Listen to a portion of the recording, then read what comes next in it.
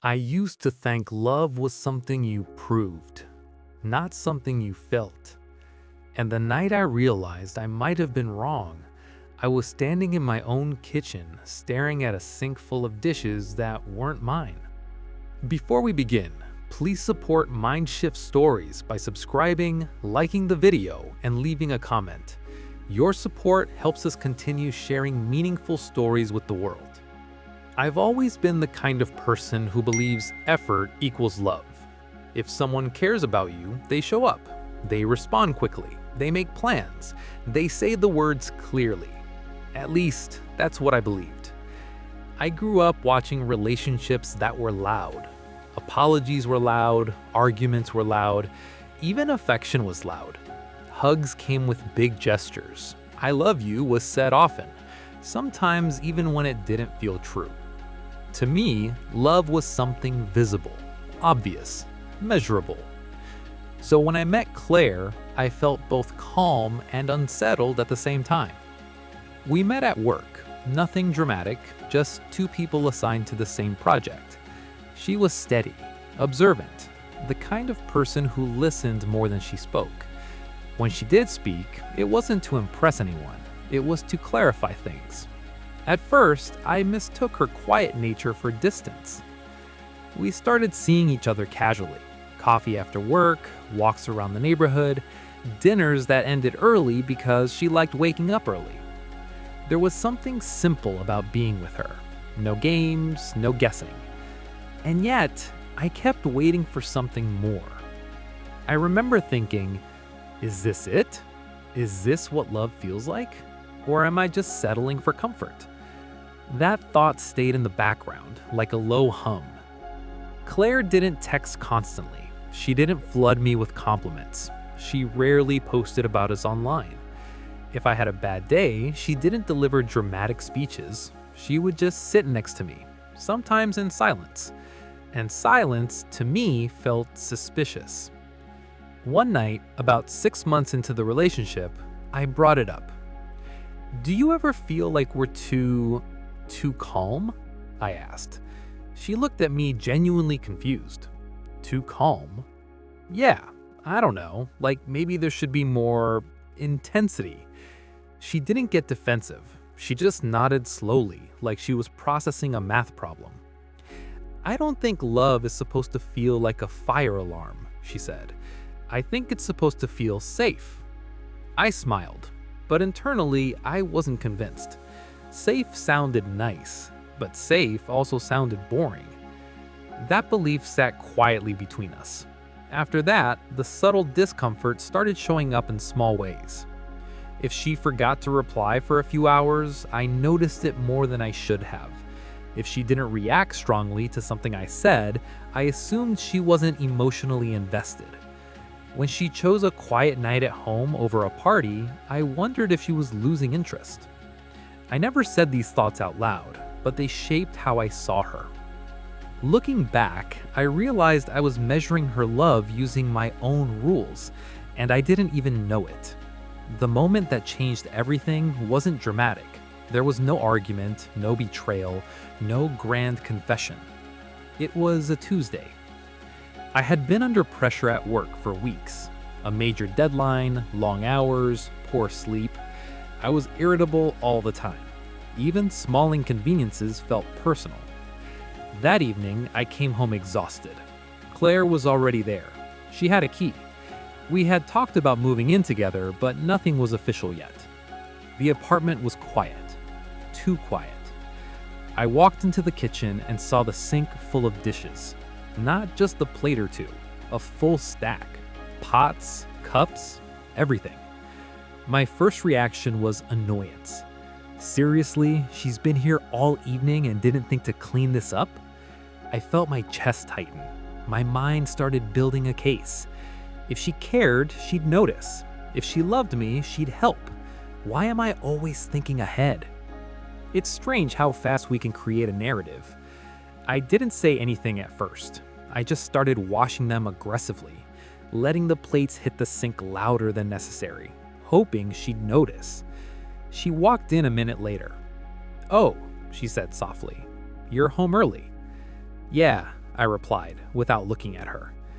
There was a pause. I was going to finish those, she added. I didn't respond. Instead, I said something sharper than I intended. It's fine, I'll just do it. It wasn't about the dishes. It was about everything I had quietly been collecting in my head. She didn't argue. She didn't defend herself. She just stepped closer and gently took the sponge from my hand. Sit down, she said. I almost resisted, but I was too tired. I sat at the small kitchen table while she washed the dishes. Slowly, methodically, no rush. After a few minutes, she spoke. I know you think I don't always show things the way you do, but I've been here since 4. I called your landlord about the leak, I picked up your dry cleaning, I scheduled your car inspection because you said you kept forgetting. I blinked. She continued, I was waiting to do the dishes after we ate. I didn't know it would upset you. The room felt smaller. I genuinely hadn't noticed any of that. Not the landlord call, not the dry cleaning, not the car appointment. My brain had filtered out everything that didn't match my expectation of what love should look like. And in that moment, something uncomfortable surfaced. I realized I had been measuring her love based on volume, not intention. She wasn't loud about caring, she was consistent. She wasn't dramatic, she was present.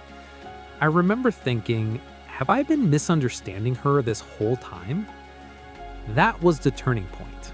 Not because she proved anything, but because I saw my own assumption clearly for the first time. Over the next few days, I started paying attention differently. When she asked if I'd eaten lunch, it wasn't a casual question.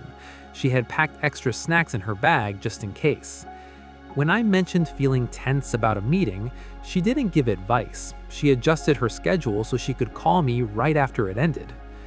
When I stayed up late working, she didn't complain. She just left a glass of water on my desk and went to bed. None of it was dramatic, but all of it was deliberate. I started noticing a pattern. She expressed love through responsibility, through foresight, through small practical decisions. And I had been overlooking it because it didn't match the emotional intensity I was used to. The deeper realization was harder to face. I wasn't just misunderstanding her, I was chasing a feeling. I had associated love with adrenaline, with uncertainty, with emotional highs and lows. Somewhere along the line, my psychology linked instability with passion. Calm felt unfamiliar, and unfamiliar felt wrong. But calm wasn't empty, it was stable.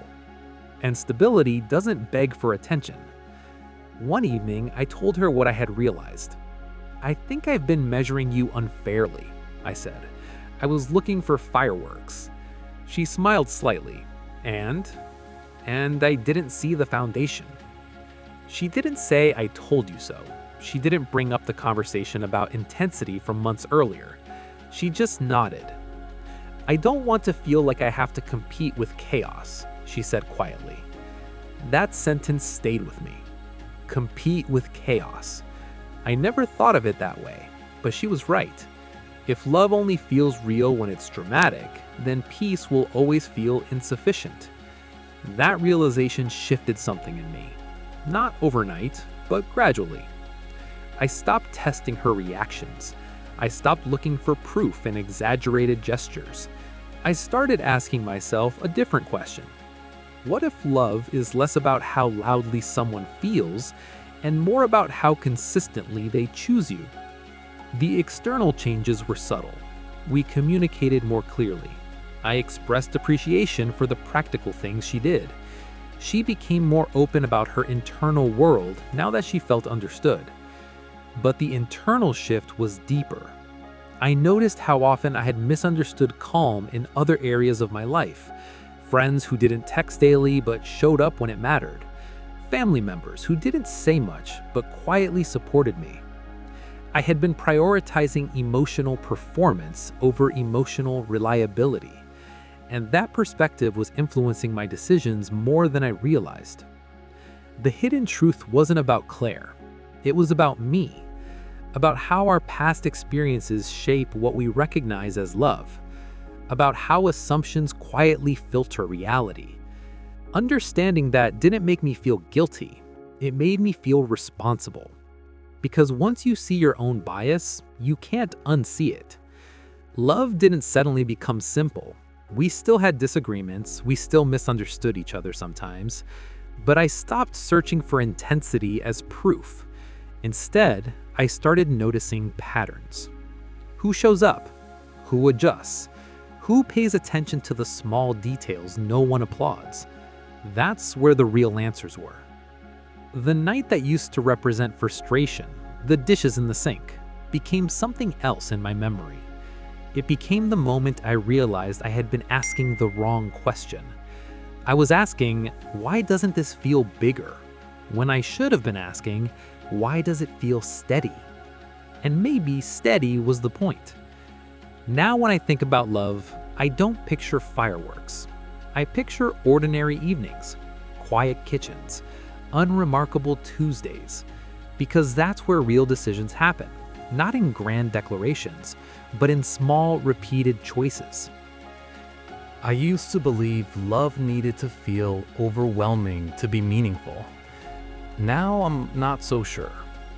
Maybe the strongest kind of love is the one that doesn't try to overwhelm you at all.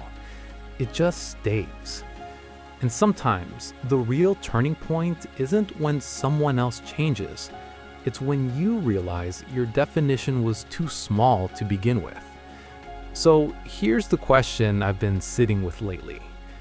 Are we missing love simply because it doesn't look the way we expected?